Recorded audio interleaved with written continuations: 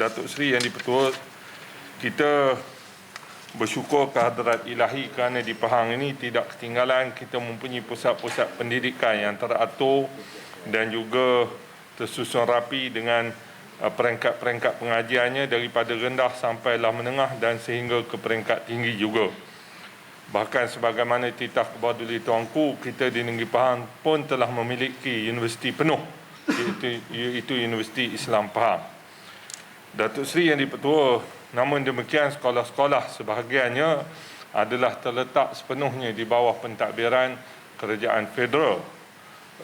Bagaimana untuk kurikulumnya, pengurusannya, penjadualannya dan sebagainya. Namun demikian, kerajaan negeri tidaklah pula berlepas tangan ataupun berdiam diri dengan isu-isu apa saja yang berbangkit tentang kebajikan pembelajaran anak-anak kita di sekolah, seperti mana yang dibangkitkan oleh sahabat saya daripada Semantan, adanya berlaku di kalangan pelajar yang merundung keadaannya akibat daripada penggiliran dan sebagainya. Kerajaan negeri Yang Amat Berhormat Menteri Besar Pahang telah berusaha sedaya mungkin membantu meminta Jabatan Pendidikan mengadakan satu pelan pendidikan yang dinamakan Transformasi Pendidikan Negeri Pahang.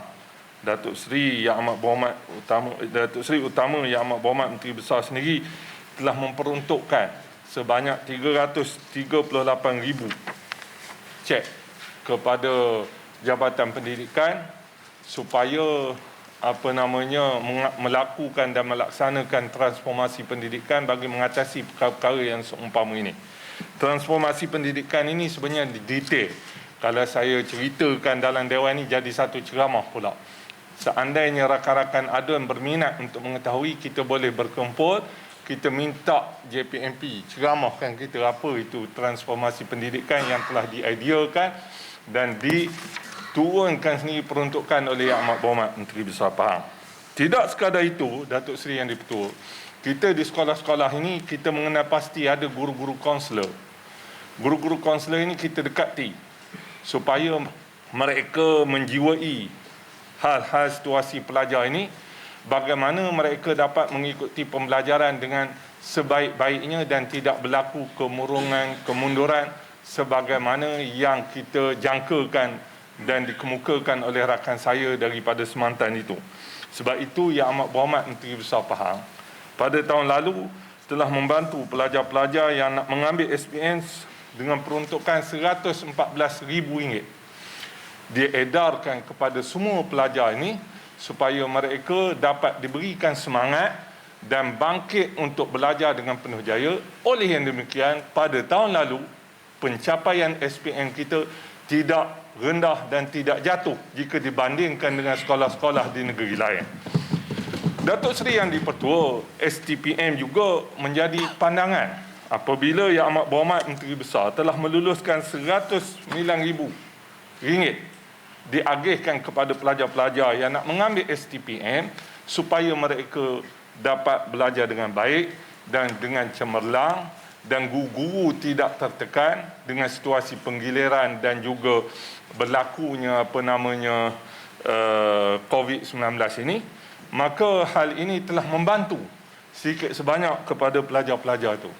Tak cukup itu, Datuk Seri Yang di-Pertua.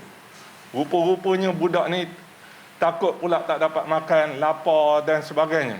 Pengusaha-pengusaha kantin di asrama dan juga kantin di sekolah diberi juga bantuan oleh Yang Amat Berhormat Datuk Seri Utama Menteri Besar kita dengan kos RM303,000 supaya mereka bekerja keras membantu anak-anak kita ni dapat belajar dengan selesa dan tidak ada keluhan. Itu cerita tahun lalu, Datuk Seri Yang betul. Kalau kita tengok apa kerajaan negeri Pahang buat pada tahun ini juga cukup besar. Datuk Seri Menteri Besar telah mengumumkan pada bajet yang lalu untuk mengadakan Pahang Prep Student. Dan benda ini bukan sekadar omongan-omongan kosong di dalam sidang DUN, tetapi telah menjadi kenyataan apabila tenaga-tenaga ADUN digembelengkan untuk turun bertemu dengan pelajar-pelajar sekolah untuk diagihkan. Oleh yang demikian, pelajar-pelajar di Maran seramai 4,550 barang telah diagihkan. Di Lipis 5,937 barangan, di Rompen 5,560 barangan, di Pekan 5,500. Pendeknya ceramahlah Datuk Seri yang Dipertua, macam-macam lah kerajaan negeri buat nak membantukan motivasi budak ni, jangan haru. Sekian saja Datuk Seri yang Dipertua. Wassalamualaikum.